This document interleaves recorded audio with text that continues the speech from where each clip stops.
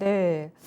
정부 정책만큼 강력한 게 없잖아요. 여기에 대해서 궁금하셨던 분들 많으셨을 것 같아요. 2030 미래차 산업 발전 전략. 이광무 전문가님, 일단 어제 SPO셀이 상한가를 갔고 오늘은 7%가량 반락이 나왔습니다. 대표적으로 이 종목만 말씀드렸지만 사실상 좀 반락이었어요. 네. 호재 아닌가요?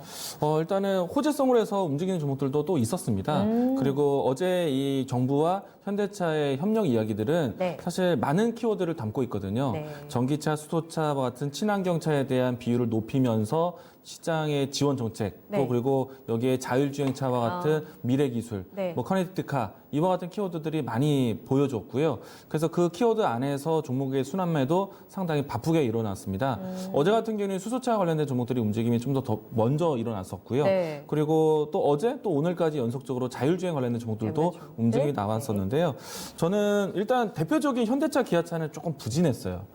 근데 의미는 있었다는 거는 그래도 현대차, 기아차의 그동안의 다른 종목들 대비해서 하향 속도가 좀 있었는데, 조정이 나왔었는데, 저는 오히려 실적 발표의 기점으로 해서 주가의 턴어라운드 기회다라고 말씀드렸었거든요. 일단은 현대차, 기아차가 어제와 같은 투자 소식에도 오늘 반등이 좀 미비했던 것은, 저는 뭐 크게 문제되진 않습니다. 미래에 대한 투자고요. 네. 정부 지원 정책, 특히나 현대차가 투자를 아주 크게 하고 있다는 것이 포인트이기 때문에 네. 현대차를 따르는 삼성전자가 투자했던 것처럼 현대차를 그쵸. 따르는 기업들을 보셔야 되는 거예요. 낙수 효과로. 네, 앞에서 이야기 드렸던 키워드들이 그 시장의 재료가 될 것이고요.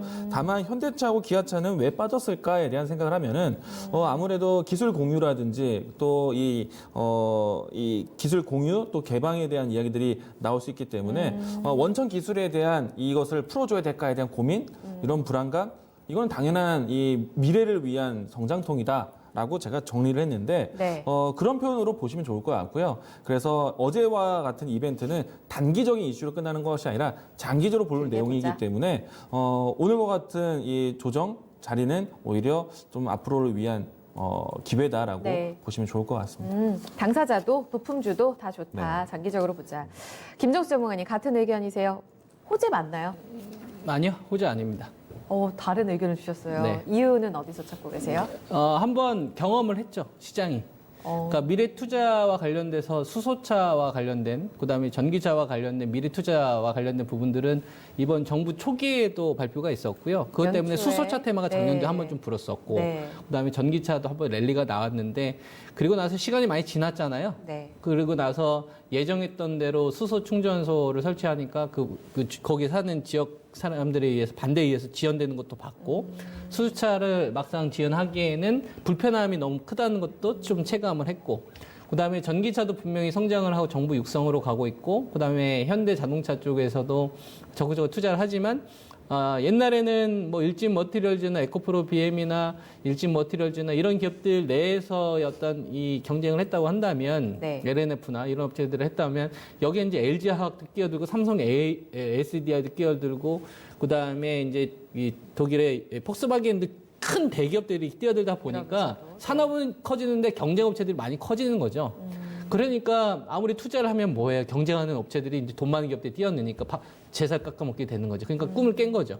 그러니까 이거는 하루짜리 단발 재료로 활용할 수가 있는 거고 그리고 나서 이제 시장에 참여하고 있는 투자가들이 똑똑해진 겁니다.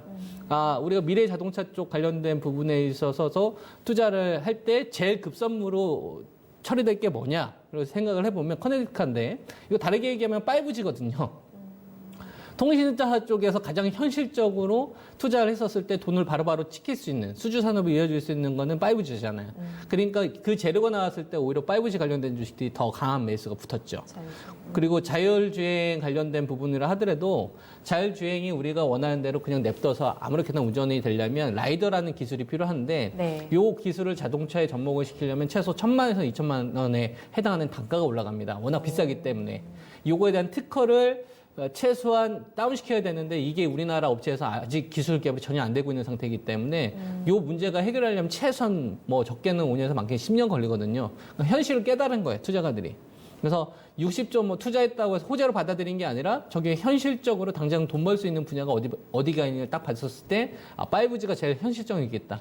그 다음에 우리가 이 미래 자동차 쪽 관련된 부분에 있어서 투자를 하더라도 잘 생각을 해보면 삼성전자가 비메모리를 강조하고 있는 이유 중에도 뭐냐면 자동차에다가 반도체를 팔아먹으려고 하는 거거든요. 이게 전보기 때문에 정부에서도 지금 같이 육성을 하려고 하는 거예요. 그래서 옛날에 자동차를 보게 되면 단독 플레이가 됐었지만 이제는 반도체의 영역이 같이 포함이 되면서 통신까지 연결이 되기 때문에 이걸 우리가 하나의 어떤 사물 인터넷이라든지 인공지능이라든지 데이터 큰 틀에서, 센터라든지 네. 그걸 묶어서 같이 바라보는 네. 거거든요. 여기에 이제 수소차와 전기차가 있는 건데 얘네들은 더 중요한 투자 포인트는 따로 있다 이거죠. 그러니까 분리를 해야 됩니다. 이번에. 네. 이것을 어느 정도 시장이 인지했다는 측면에서 아직까지 호재로 볼 수 있을까? 현실과의 괴리가 좀 있다라는 의견도 함께 나왔습니다. 두 분의 의견이 살짝 좀 달랐네요. 두 번째, 미래차 관련주에 대한 이야기 들어봤고요.